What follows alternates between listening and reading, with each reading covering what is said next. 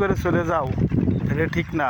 Video দেখবা শেষ পর্যন্ত, চাষবাস যদি কোনো দিন করতে হয় আমার ভিডিও দেখেই তোমরা চাষ শেষ পর্যন্ত করতে পারবা। আমার এই জমিতে আজকে ওদিকে 28 মার্চ গেছে, তো তাহলে 17 তারিখে পানি বন্ধ করেছি।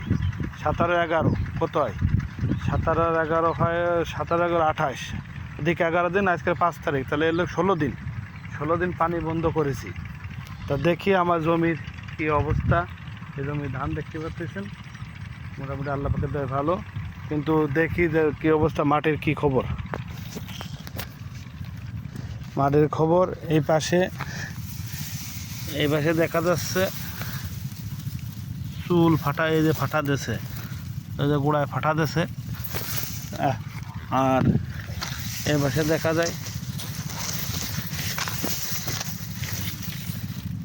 এই পাশেও ফাটা দিয়েছে মনে হচ্ছে, এখানেও ফাটা দিয়েছে, আপনারা দেখতে পাচ্ছেন, এই ফাটা দিয়েছে।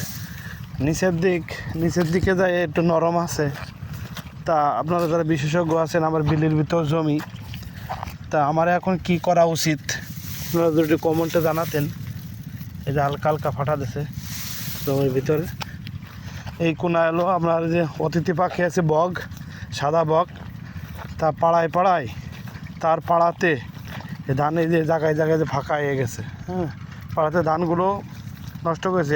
2-3 বার লাগাইছি, তারপরেও আবার সে নষ্ট করেছে। তো এখানে হলো নিচে ধানটা, আপনাদের নিচের আলে দেখাই। নিচের আলে আমার নিচের আলি, এই যে নিচের আলের কোনা, এখানে দেখি কি অবস্থা। এখানে যদি ফাটা থাকে তাহলে অবশ্যই পানি দিতে হবে কিনা।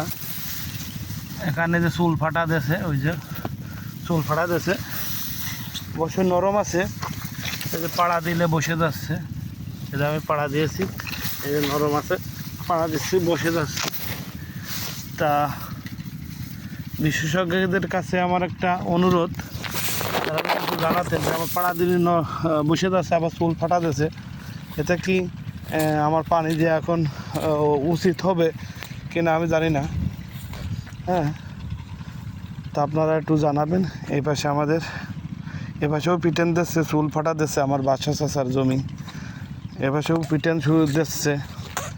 তো অবশ্যই জানাবেন যে আমার জমিতে পানি দেওয়া মতন হয়েছে কি না, হইলে আমি পানি দেব। আমি নতুন চাষ করতেছি, আমি ভয়তে পালিয়ে যাইনি অবশ্যই।